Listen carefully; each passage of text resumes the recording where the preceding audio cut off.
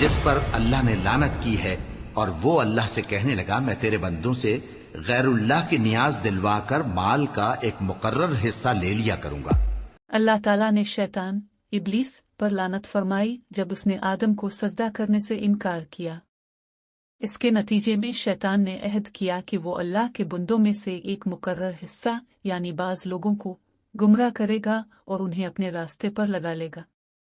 یہ مطلب ہے مقرر شدہ حصہ، یعنی شیطان نے پکا ارادہ کر لیا کہ وہ انسانوں کی ایک خاص تعداد کو بہکا کر جہنم کی طرف لے جائے گا، اور ان کو گمراہ کرتا اور انہیں امیدیں دلاتا رہوں گا، اور یہ سکھاتا رہوں گا کہ جانوروں کے کان چیرتے رہیں، اور انہیں سمجھاتا رہوں گا تو وہ اللہ کی بنائی ہوئی صورتوں کو بگاڑتے رہیں گے۔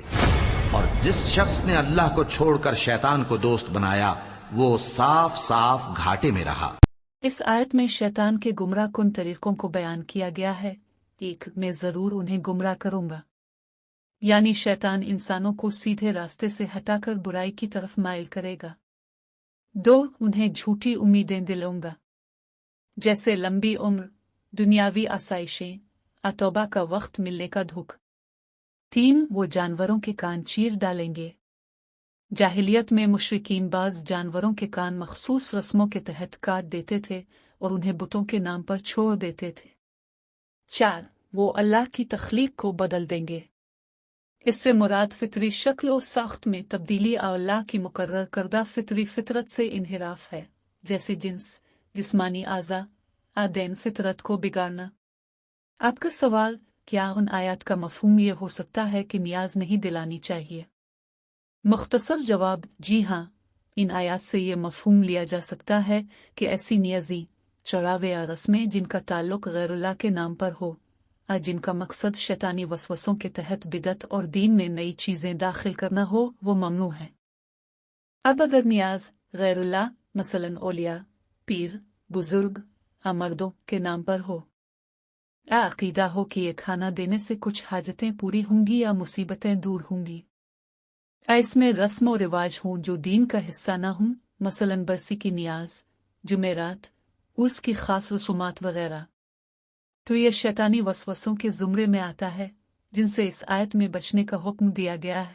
اسلام میں جائز صدقہ، کھانا کھلانے کا اصول، اگر اللہ کی رضا کے لیے عام طور پر کھانا کھلایا جائے بغیر کسی بدعت عقیدے یا غیر اللہ کے نام کے، تو وہ صدقہ ثواب کی نیت سے جائز ہے، جیسے اللہ میں یہ کھانا اپنے والدین یا فلاں مرحوم کے آسان ثواب کے لیے دے رہا ہوں۔ لیکن اگر یہ کھانا کسی بزرگ، پیر، قبر کے نام پر ہو، اس کے ساتھ کوئی خاص رسم عقیدہ جڑا ہو، تو وہ بدعت میں آ جاتا ہے۔ علماء کی رائے، امام ابن تیمیہ، امام شاطبی اور علامہ البانی سمیت بہت سے علماء نے غیر اللہ کے نام پر کی جانے والی نیازوں کو شرک کے قریب بدعت قرار دیا ہے، حتیٰ کہ اگر نیت عبادت تعظیم کی ہو تو یہ خطرناک گمراہی ہے۔ نتیجہ، ان آیات کا مفہوم یہ بتاتا ہے کہ شیطان انسانوں کو دین میں ایسی بدعتیں داخل کرواتا ہے جو اصل دین میں نہیں تھی۔ نیاز دلانا اگر ان بدعت شرک کے عقائد کے ساتھ ہو تو یہ بھی انہی فریبوں میں شامل ہو سکتا ہے جن کا ذکر ان آیات میں کیا گیا۔